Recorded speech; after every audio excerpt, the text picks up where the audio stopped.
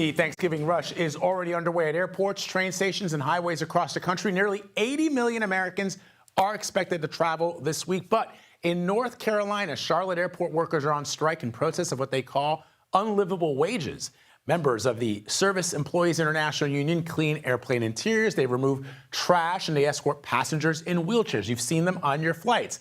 Their employer, ABM, and Prospect Airport Services have said they would, quote, take steps to minimize disruptions from any demonstrations. CBS News senior transportation correspondent Kris Van Cleave has your travel planner, and he joins me now. Kris, good to see you in studio. Good to be with Welcome you. to Studio 55. Yeah, how cool is this place? It's very cool, right? And all the more cooler because you are here. Well, thank you. So let's talk about this airport strike and how the Charlotte airport has expected to see some travel delays this year. Sure. So the Charlotte airport is a major hub for American Airlines. Where I think this strike will impact American in particular is just how quickly they can turn flights around, because there'll be fewer people to assist with wheelchairs, to clean the planes, to do the things you need to turn around that flight. You know, normally you budget like an hour to do that. It may take them a little bit longer. So I think we're looking at the potential of some additional delays in and out of Charlotte today because of that. I don't think it's something that's going to turn into a lot of cancellations or things that would keep you from getting where you're going. You might just not get off the gate on time. All right, so let's talk the national picture now. How busy is travel expected to be? I was joking with you before the show because I'm like, I want you to one day, I've known you for like a decade, I want you to come in here one day and be like, Vlad, you know what? People aren't traveling as much as they did last year. I suspect they won't put me on TV if that happens. So the travel is good for business here. You know, I got bills to pay, Vlad. But this year is no joke. I mean, the TSA has set the top 10 busiest travel days are all since the Memorial Day weekend this year. So this has been a really, really busy year. We expect to see close to 3 million people at checkpoints tomorrow and on Wednesday. And then the Sunday after Thanksgiving, likely the busiest day we've ever seen at checkpoints, more than 3 million people. So it's going to be very busy. And we're going to start to see people on the roads tomorrow and Wednesday going into the holiday. American Airlines, you just saw that graphic flashing by there, expect about 500,000 more people than they had last year. TSA plans to screen about 18 million people starting tomorrow through the Monday after Thanksgiving. So there's a lot of people traveling. All right, so a lot of people traveling, but the FAA has been battling this air traffic controller shortage for some time now.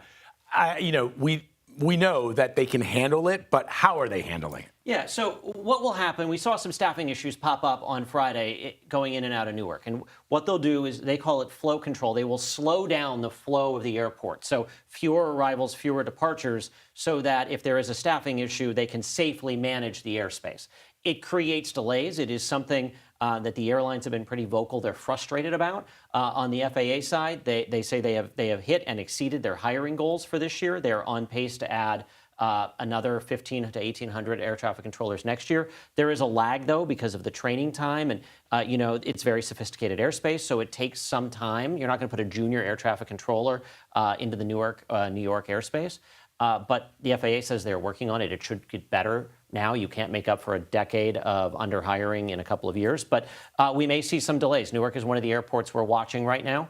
But let's leave you with a little bit of fun here. Okay. Yeah, American Airlines expects to fly 8.3 million people this year. They expect to serve them about 7 million Biscoff cookies, which if you were to line up end to end, would stretch all the way from here in New York to Charlotte. Oh my gosh. Okay. Wow, that's a lot. I did not do that math. That was Americans' math, but you can see quite a distance there. That's a lot of cookies. That is one heck of a sugar high. They even built you a graphic. Look at that. Kris Van Cleave, so good to have you here, my friend. Good travel to you, sir. Thank you. All You right. too. Let's bring in CBS News Philadelphia meteorologist Kate Bilo with the first look at the national forecast. Hey, Kate. Hey, Vlad, good morning. Yeah, like you were saying, a lot of people hitting the skies and the roads this week as we head toward the Thanksgiving holiday. And we've got really one big system to track that is going to snarl Thanksgiving travel basically from coast to coast. It's starting in the West Coast today. This storm coming onshore today over portions of California, an area that does not need any more rain. That's exactly what they're getting between San Francisco and Los Angeles, so slowing things down on the 5 there. We do have a weaker cold front across the Midwest. That's going to move into the Northeast tomorrow. That's kind of like our Thanksgiving appetizer platter. And then the main event is the system that's going to traverse the West Coast toward the Rockies, then the Midwest on Wednesday, and then produce a soaking rain across the Northeast on Thanksgiving Day. Today, we're looking at the steadiest rain coming down over mainly central California, spreading into parts of the mountains there with more heavy mountain snow. That is then going to push eastward. So this front doesn't look like much. It may produce a few showers today into tomorrow across the Northeast. So for today, a few slowdowns this afternoon, perhaps in the Midwest, but the biggest delays will likely be found across the West Coast. San Francisco seeing some rain throughout the day. Tomorrow, that system moves into the Rockies. Good mountain snow for anyone with ski trips there. Maybe some slowdowns in Denver. And then as we head into Thanksgiving Day, Wednesday into Thursday, that's when we're going to see steady rain across portions of the Midwest. And finally, the threat for rain in the Northeast on Thanksgiving Day. As far as winter weather, again, you can see winter weather warnings and advisories in effect across much of the West for now. Vlad, I'll send it back to you. All right, Kate, thank you very much. Appreciate it.